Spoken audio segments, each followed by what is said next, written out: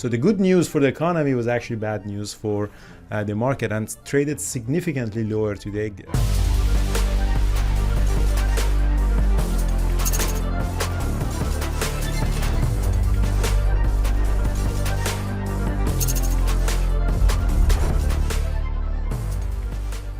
All right, guys, good morning, everybody. I'm going to do the quick recap.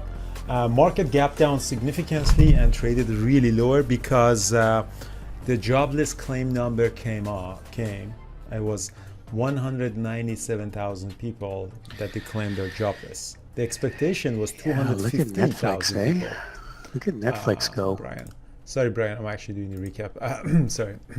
So the markets went down because now that the economy is still doing okay, people are not losing their job, that gives more room for Federal Reserve to increase the interest rates.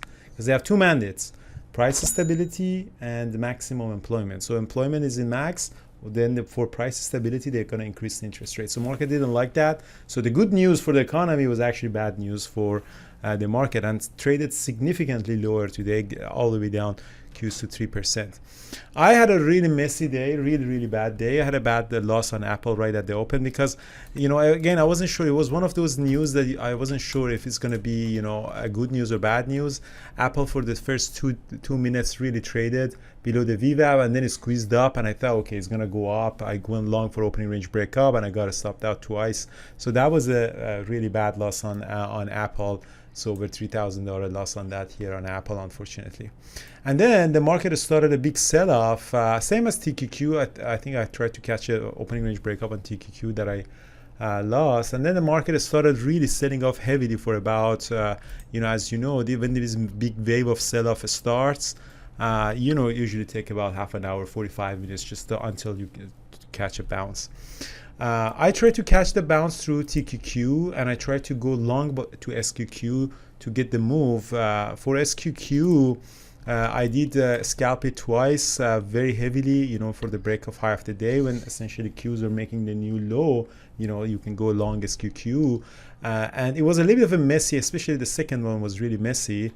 And I made a little bit of money on that. But the messy trade that I did was very messy, was TQQ. I took so many trades on that it's just disgusting. Eventually worked out for me, and I am in this trade. But let's just focus on this trade that I do. So, QQQ, let's show the QQQ here. Q's really held 270 level, 270.56, which is around June's low in June. And it bounced back around here. I'm actually going to the 1 minute chart.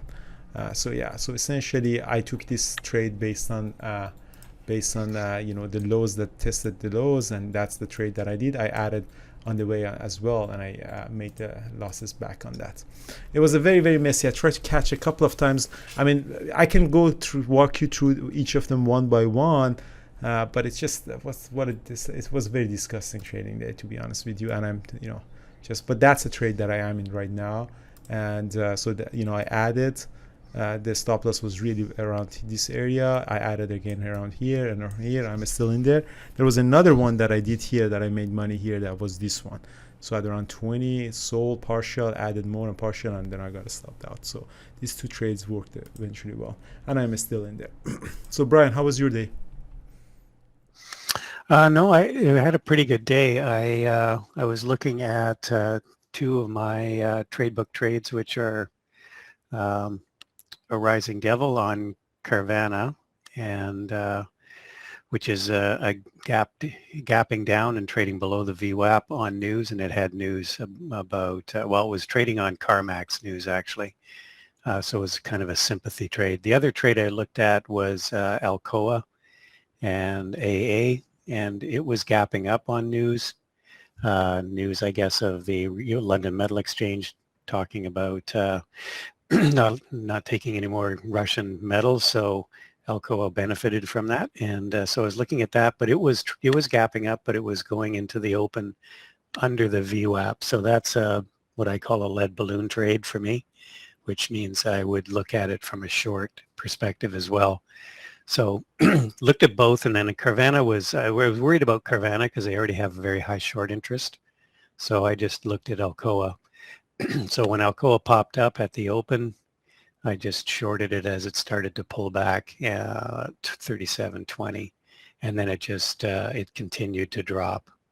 Unfortunately, I should have held on to it longer, but last bit I got out around 36. So that was probably my best trade, and then the rest were just little bit of scalping here and there. So, but that was my best trade. Good, And excellent. again, just trade. Yeah. Yeah, so Thursday. So tomorrow I'm going to be trading, guys. This weekend I'm going to be in Vegas for Traders for a Cause. I have a presentation on the Saturday.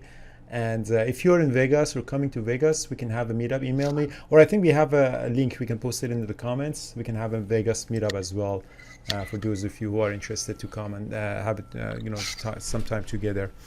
Right now the market is bouncing. QQQ is bouncing. SPY almost bounced to VWAP. That's nice.